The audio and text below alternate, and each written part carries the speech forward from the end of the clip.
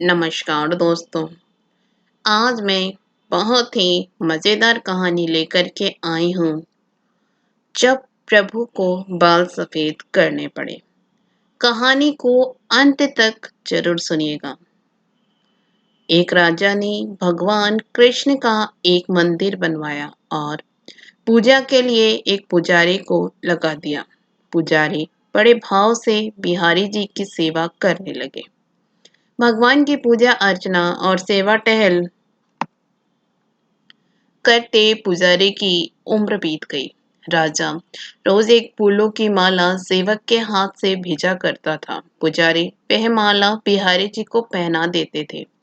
जब राजा दर्शन करने आता तो पुजारी वह माला बिहारी जी के गले से उतार कर राजा को पहना देते थे। यह रोज का नियम था। एक दिन राजा किसी वजह से मंदिर नहीं जा सका। उसने एक सेवक से कहा, माला लेकर मंदिर जाओ। पुजारी से कहना, आज मैं नहीं आ पाऊंगा। सेवक ने जाकर माला पुजारी को दे दी और बता दिया कि आज महाराज का इंतजार ना करें। सेवक वापस आ गया।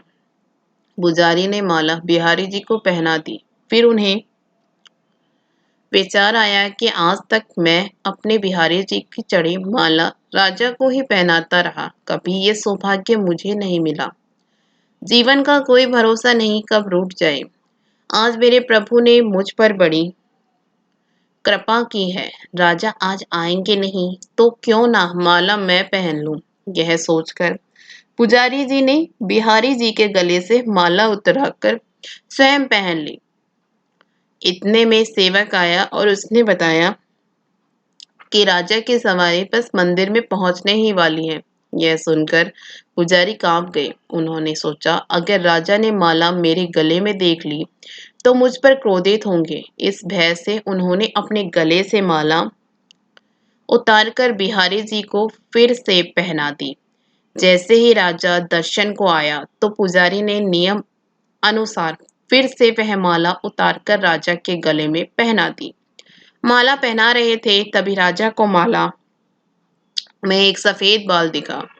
राजा को सारा माजरा समझ गया कि पुजारी ने माला स्वयं पहन ली थी और फिर निकालकर वापस डाल दी होगी।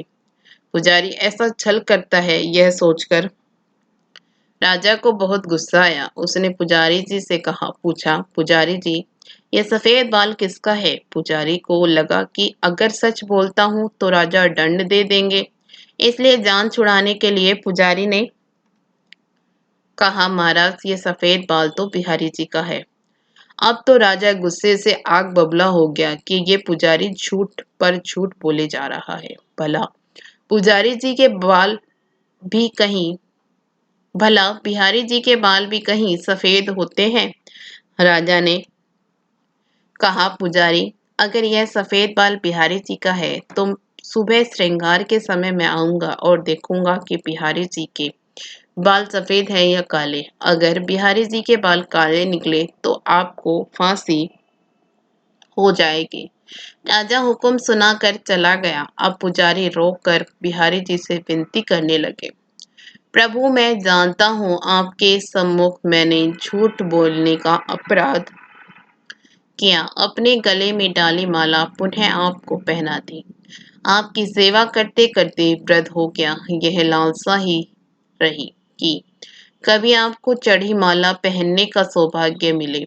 इसी लोभ में यह सब अपराध हुआ। मेरे ठाकुर जी, पहली बार यह लोभ हुआ और ऐसी विपत्ति आ पड़ी है। मेरे नाथ, अब नहीं होगा ऐसा अपराध। अब आप ही बचाइए, नहीं तो कल सुबह मुझे फांसी पर चढ़ा दिया जाएगा। पुजारी सारी रात रोते रहे। सुबह होते ही राजा मंदिर में आ गया। उसने कहा कि आज प्रभु का श्रृंगार वह स्वयं करेगा। इतना कहकर राजा ने जैसे ही मुकुट हटाया तो हैरान रह गया। बिहारी जी के सारे बाल सफेद थे। राजा को लगा पुजारी ने जान बचाने के लिए बिहारी जी के बाल रंग दिए होंगे। गुस्से से तमतमाते हुए उसने बाल की जांच करनी चाहिए, बाल असली है या नकली।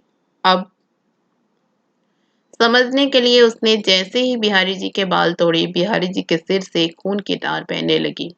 राजा ने प्रभु के चरण पकड़ लिए और क्षमा मांगने लगा। बिहारी जी की मूर्ति से आवाज आई, राजा, तुमने आज तक मुझे केवल मूर्ति ही समझा है, इसलिए आज से मैं तुम्हारे लिए मूर्ति ही हूँ।